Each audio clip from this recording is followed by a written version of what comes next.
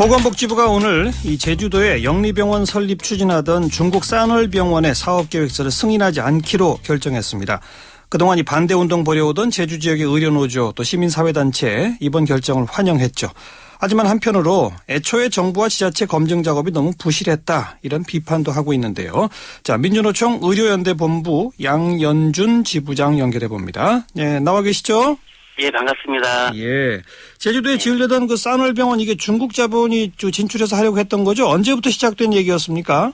예, 맞습니다. 중국 자본이 예. 중국 CFC 그룹에서 작년 2월 달에 산월병원 설립 신청하였고 작년 8월에 이미 한 차례 보건복지부에서 승인이 보도된 바 있습니다. 이번에 이제 최종적으로 승인하지 않기로 결정한 건데 보건복지부가 불허한 근거는 어떤 겁니까? 예, 보건복지부가 오늘 날짜로 발표한 보도자를 따르면 크게 세 가지입니다. 모기업의 대표자가 현재 구속 상태에 있고 채권 채무 관계 복잡하고 모기업 하나의 회사 두 곳의 주소지가 확인 결과 존재하지 않는 것으로 이렇게 조사가 되었고요. 아하. 그래서 불승인 사유는 투자자 적격성 문제, 그리고 응급의료 체계가 미비한 문제, 그리고 줄기세포의 문제가 같이 있습니다. 예. 투자자 적격성에서 문제가 있다. 방금 설명 들으니까 모기업 대표가 구속돼 있어요. 그리고 예. 서류에 있는 회사들은 아예 없는 회사도 있고 좀 뭔가 자본이 불투명한 자본이군요. 예, 맞습니다. 산월병원을 추진하는 중국 천진화업 그룹의 자회자와 회장이 사기대출 3년 작년에 구속됐습니다. 그런데 중국에서 총수의 구속은 실제로 총수 구속된 다음에 나와서 정상적인 재계활동을 다시 하는 경우가 거의 없다고 하더라고요. 그렇죠. 실제로 예. 이거는 아주 문제가 큰 것이고요. 알겠어요. 그리고 중국 CFC 그룹 자체가 이제 현재 거의 부도 상태입니다. 또 두 번째로 응급 의료 체계가 미흡하다는 건 무슨 얘기입니까? 예, 응급 의료 체계가 미흡하다는 것은 실제 현재 제출된 계획서에 따르면 산월병원은 피부 및 성형외과 시술을 전문으로 이렇게 하는 병원입니다. 예. 그런데 성형외과를 이렇게 하기 위해서는 마취를 이렇게 해야 되는데요.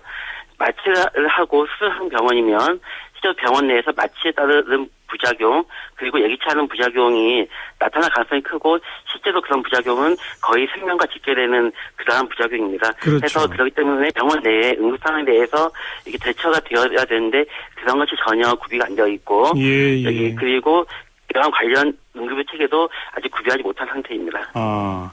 그리고 줄기세포 관련된 논란은 뭡니까? 그룹의 이름 자체가 중국 줄기세포 그룹입니다. 그래요? 여러 말 풀어서 하면.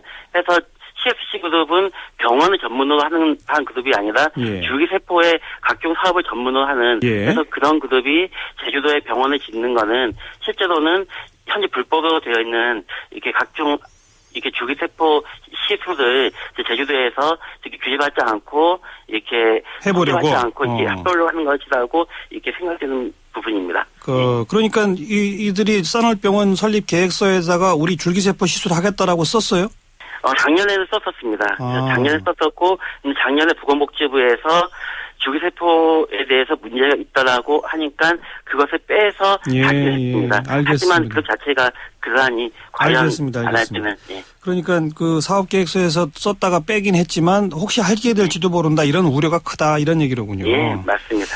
자, 이렇게 모기업 대표가 이미 지난해 구속되고 이럴 정도의 문제가 있는 그런 자본이었는데 근데 지난달 12일 날 대통령이 주재한 무역투자진흥회의에 바로 이 산월병원이 구체적으로 언급까지 됐잖아요. 예, 맞습니다. 보건복지부가 이렇게 문제 많은 기업이라는 걸 애초에 몰랐을 리도 없을 텐데 어떻게 대통령 주재 회의에 이런 것까지 거론되게 만들었을까요? 그 내부에 대해서 정확한 내용은 알 수 없지만 실제로 보건복지부는 작년 8월 달에 설립 승인 신청을 보도할 만큼 이게 산월병원에 대해서 자세히 알았다고 봐집니다. 그래서 특히 아까 줄기세포 문제하고 응급의료 체계 문제를 들어서 보도한 것은 당연한 결정이었고요. 그런데 그럼에도 불구하고 실제로 달라진 것이 없는데 그대로 올해 이게 정부가 이렇게 추진하는 방향에서 이것이 다시 나왔는데 실제로 저는 보건복지부 문제라기보다도 정부에서 이번에 6차 투자 활성화 대책하면서 투자 활성화 대책의 제일 중요한 부분이 즉위 의료 부분이었고요. 그래서 정부는 이번에 8월 12일 날 즉위 의료 상업화 정책을 하면서 대한민국 내에 영리병원 제1호, 즉 외국 영리병원 제1호를 반드시 즉위 조속한 시일 내에 설립하자는 것이 목표였고 그에 따라서 즉위 무리하게 추진되었다고 보아집니다. 그러니까 문제가 많다는 걸 보건복지부 주무부서는 알고 있었는데 이게 뭐 투자 활성화, 투자 촉진 뭐 이런 그 경제 부채 전체가 달려들다 보니까 문제가 많음에도 불구하고 그냥 거기다 올렸다 이런 얘기로군요. 예, 그렇게 보여집니다. 자, 의료병원 그 설립을 검증하고 이 심의하는 과정 자체가 애초부터 부실하다. 지금 그렇게 지적하고 계신 거죠?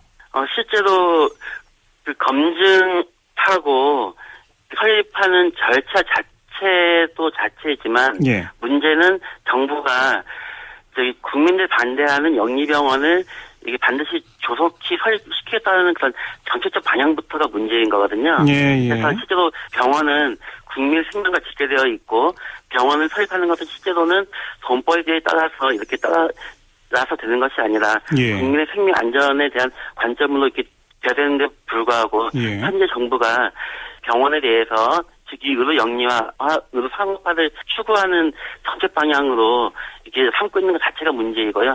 이것이 좀 폐기되면 좀 그런 문제 자체가 없어질 것이라고 생각됩니다. 알겠습니다.